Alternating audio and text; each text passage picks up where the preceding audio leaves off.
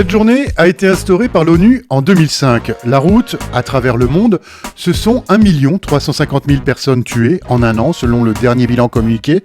En France, cette année, c'était le premier événement lié à cette journée. Direction la place Joffre à Paris, à 2 pas de la Tour Eiffel. L'initiative a été prise par l'association Victimes et Citoyens, un espace dédié aux victimes et à leurs proches pour se souvenir, mais aussi un lieu d'échange et de prise de conscience. Un invité, Raphaël Kétani, un jeune artiste peintre qui est justement en train de passer son permis et qui a réalisé sur place une fresque de 20 mètres pour rendre hommage aux victimes.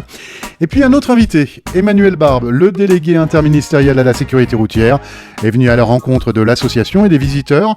L'occasion de laisser le micro à Julien Thibault, le président de l'association. Je suis allé il y a 4 ans visiter mon homologue en Espagne, et dans le hall du bâtiment de la direction de la sécurité routière espagnole, il y a un monument aux victimes de la route. Et je pense que l'idée de rendre hommage aux victimes de la route est une bonne idée. Et donc je pense que cette manifestation fait sens. Vous savez, quand on regarde les courbes de sécurité routière, on se dit toujours, on regarde ça de façon un peu abstraite, mais tous les gens sous la courbe sont morts. Et j'ai fait calculer, quand je suis arrivé, depuis 1954, il y a plus de 850 000 personnes qui sont mortes sur les routes. Si vous multipliez entre 8 et 10 le nombre de blessés graves, ça vous laisse imaginer quand même l'empreinte sur le corps. Donc être ici aujourd'hui me semble normal, même si je ne sais pas très bien quel est le statut de cette manifestation, mais je m'en fiche un peu en fait. Voilà.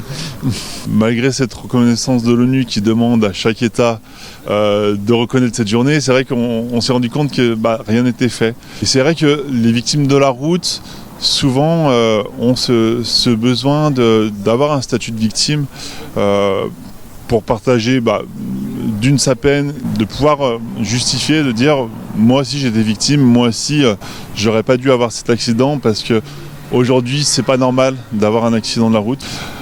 Alors vous avez raison, de l'autre côté il y a beaucoup de journées sur un thème qui sont la seule fois de l'année où on en parle de ce thème.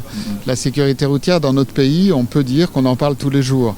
Vous parlez dans les médias, d'autres associations le font, je le fais. Il y en a qui ne sont pas en faveur, qui le font aussi, mais le débat sur cela est l'occasion de montrer les conséquences dramatiques des accidents de la route ne sont pas que aujourd'hui, d'accord ?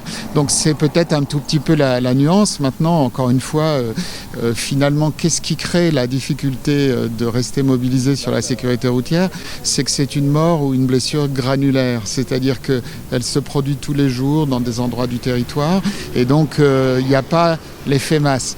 Je vais vous prendre un exemple. En octobre de cette année, il y a eu 21 morts en moins. Si vous le prenez à rebours, si vous avez 21 morts dans un accident, tous les journalistes viendront parce que l'événement suscitera de l'effroi. Or, on a évité cette catastrophe en octobre. De la même façon que l'an dernier, on a eu près de 200 morts en moins. C'est une catastrophe majeure qui a été évitée. Mais cela, c'est malheureusement un discours qui est peut-être encore trop abstrait. Cela étant dit, je pense que les pouvoirs publics, depuis toujours en France, sont tout de même fortement mobilisés sur ce sujet. Et ce qu'il faut, c'est arriver à toucher tout le monde. On est tous acteurs de la sécurité routière. Ça veut dire 630 milliards de kilomètres parcourus chaque année en France, 55 millions de véhicules qui roulent. Voilà, il faut que tous les gens qui passent là, dans la rue, on arrive à leur faire comprendre qu'ils doivent faire attention. C'est pas simple, c'est quelque chose qui touche à beaucoup de leviers, j'allais dire surtout chez l'homme, parce que la femme est plus prudente. Et donc il faut tous les jours revenir. Et de toute façon, dès qu'on est dans de la prévention, qui est ça qui est le but, de toute façon c'est long, il faut répéter, et comme on dit, si on n'avance pas, on recule. Enfin, ce chiffre, en 2018, sur les routes en France, 3 248 personnes ont été tuées et 69 887 ont été blessées.